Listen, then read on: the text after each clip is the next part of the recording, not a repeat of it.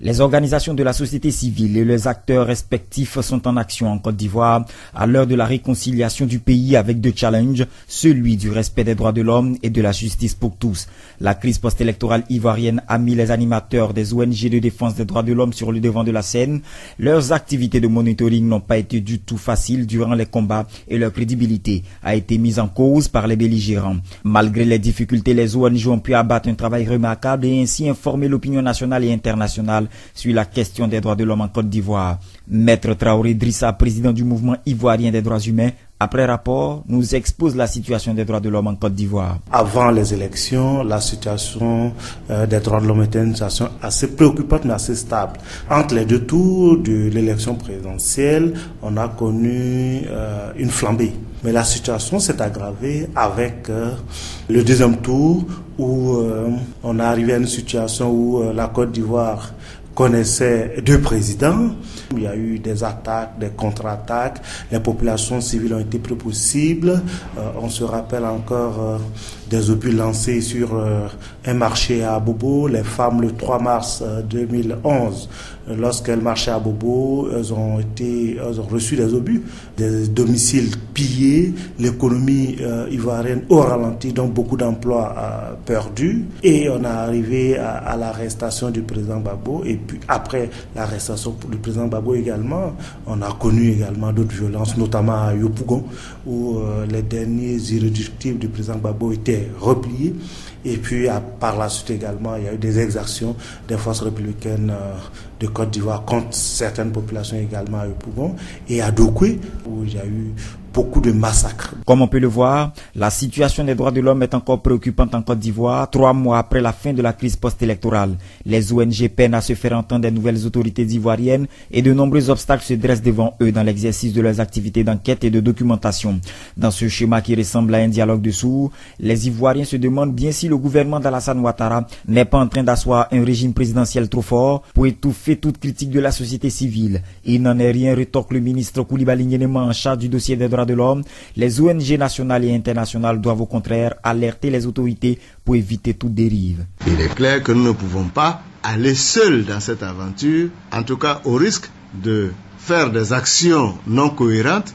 Il est bon que nous agissions ensemble. Dans cette collaboration, nous attendons de ceux qui ont pour attribution de nous critiquer ou de faire connaître à l'opinion nationale et internationale les faits de violation des droits de l'homme en Côte d'Ivoire, de nous les rapporter, en tout cas de les dénoncer. Car pour nous, la dénonciation est l'aune de la mesure. C'est celle qui nous permet de savoir qu'il y a un problème. Et c'est celle qui va justifier au final notre existence en tant que département en charge des droits de l'homme et des libertés publiques. Parce que s'il n'y a aucun problème, aucun souci sur les droits de l'homme et les libertés publiques en Côte d'Ivoire, alors nous n'avons pas de raison d'être. Donc nous encourageons l'information, le relais de l'information, la dénonciation et l'alerte. Ce sont ces éléments-là qui vont nous permettre à nous d'ajuster notre action de promotion et de protection des droits de l'homme.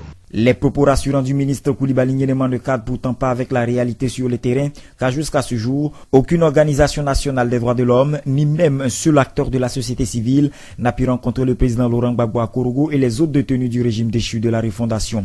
Une situation qui inquiète les défenseurs des droits de l'homme, dans la mesure où les rares images qui s'échappent des prisons s'opposent diamétralement aux propos du président Alassane Ouattara sur ses intentions de bâtir un état de droit. Le président Wodjo Fini de la cause OPSI, la coalition de la société civile pour le développement et la paix en Côte d'Ivoire, dénonce ces violations des droits des opposants ivoiriens en détention. La situation que nous voyons, par exemple à Bouna, et qui passe sur Internet, n'est pas de nature à rassurer les partenaires de la Côte d'Ivoire. Et nous voyons le Premier ministre Afin Guessan en train donc de faire du sport, de pomper. Le commandant Mourou est en train de l'humilier, de l'injurier. J'avoue qu'il faut qu'on arrête cela. Et écoutez, la Côte d'Ivoire ne va pas réinventer la roue. Il faut arrêter. Quand on est un pays civilisé, on engage les procédures et on fait tout pour que ces procédures avancent. Il faut que les uns et les autres, premièrement, acceptent la visite des ONG internationales, notamment les ONG nationales, la Croix-Rouge, la FIDH, aller visiter ces prisonniers politiques. Deuxièmement, on notifie pourquoi ils ont été arrêtés. Et la notification ne s'est pas encore faite. Troisièmement, ceux qui ont été inculpés aillent dans une prison. Donc à partir du moment où vous avez été inculpé,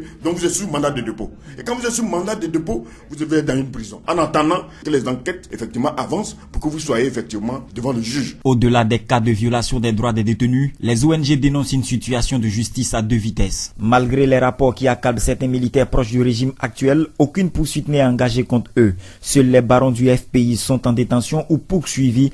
Et pour Maître Traoré Drissa du mouvement ivoirien des droits humains, cette situation est inacceptable. Seules des personnes d'un camp sont poursuivies.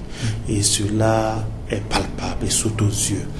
Personne parmi les hommes qui ont soutenu le président Ouattara et qui ont été accusés ça et là ne sont encore inquiétés.